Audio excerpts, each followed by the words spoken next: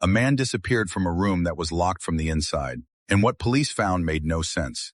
At exactly 2:13 a.m., neighbors heard a blood-curdling scream coming from apartment 307. Officers rushed in and broke down the door. The room was empty. Dinner was still hot. The TV was playing. No windows were open. There were no signs of a struggle, except for one handwritten note left on the table. Security camera footage showed no one entering or leaving the apartment for 18 hours. Then investigators noticed something strange beneath the carpet. A hidden trapdoor. What was inside changed the entire case. The trapdoor was real, but what was underneath was even worse. Investigators forced it open and climbed into a narrow tunnel hidden beneath the apartment. At the end of the passage sat a small wooden chair, facing a wall covered with hundreds of photographs. Every photo showed someone standing outside the same apartment building, watching. One picture stopped everyone cold. It showed the missing man, taken only hours before the police arrived. When detectives turned the photo over, they found a message written in red ink. "You're looking in the wrong place." The message said, "You're looking in the wrong place," so detectives searched the apartment again. This time, they noticed an old mirror hanging in the bedroom. It wasn't in any of the previous crime scene photos. When an officer shined a flashlight at it, a hidden message appeared behind the glass. It read, "He never left the building." The team checked every floor, every hallway, every storage room, but found nothing. Then they reviewed the elevator camera. One last time. At exactly 2:13 a.m., the camera glitched for 1 second, and in that single frame, the missing man was standing behind the detective, staring directly into the lens. The CCTV caught the missing man, but only for one frame. Technicians restored the corrupted footage and slowed it down 1,000 times. The figure wasn't standing behind the detective anymore. Frame by frame, it was getting closer. In the final image, the man was inches from the camera, holding up a single key with the number 17 engraved on it. Detectives searched the entire building for room 17, but there was no 17th room. There used to be one, until they sealed it shut after the fire 30 years ago. The wall was broken open, and behind it was the missing room 17. Dust covered everything. It looked untouched for decades. Inside, investigators found a rusted hospital bed and a tape recorder with one button labeled play.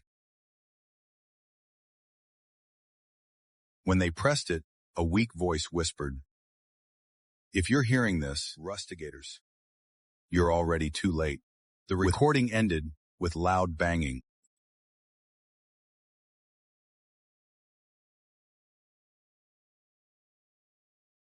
In the corner of the room was a calendar, frozen on one date, October 14, 1996. As the detective reached for it, fresh footprints suddenly appeared in the dust, leading out of the room. The footprints were fresh, but no one had entered the room. Detectives followed them through the dust-filled hallway. They didn't lead outside. They led to a solid concrete wall at the end of the corridor. The last footprint stopped just inches from the wall, as if someone had walked straight through it. While investigators searched for a hidden passage, one officer noticed something carved into the concrete. It was a list of names, and every single person on it had vanished over the last 30 years. At the very bottom, a new name had been scratched into the wall only minutes earlier: Detective Sarah Cole. The wall didn't just hold names, it predicted disappearances. Detective Sarah Cole laughed it off, until her radio suddenly went silent. Security footage showed her walking into the archive room, alone at 3:17 a.m. 30 seconds later, the door opened by itself. The room was empty. Sarah was gone. It showed all the detectives standing together, except one figure in the back was blurred. When they counted the team, there was one extra person no one recognized. The team photo had one person too many. Every detective swore they had never seen the blurred figure before. So they enlarged the image and sharpened the face. Every detective, what appeared on the screen made the room fall silent. The stranger wasn't a stranger at all. It was Detective Sarah Cole, but much older, with gray hair, and a scar across her left eye. Written on the back were 6 chilling words. I never found the exit. Don't follow me.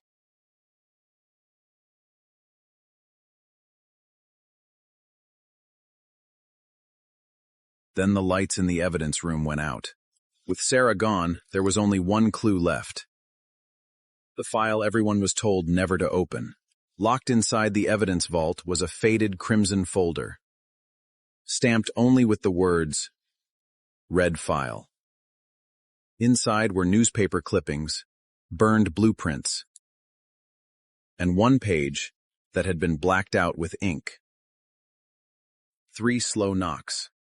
The lights flickered.